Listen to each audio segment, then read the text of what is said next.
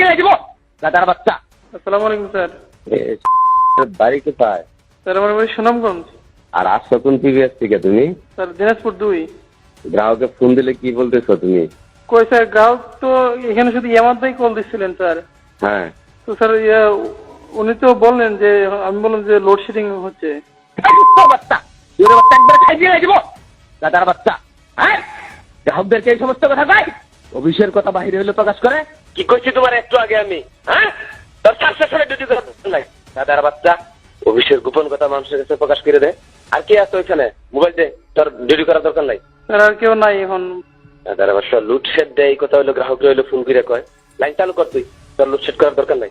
Line চালু করে জানা, তুই লাইন চালু করে আমার জানা। স্যার লাইন চালু হয়েছে।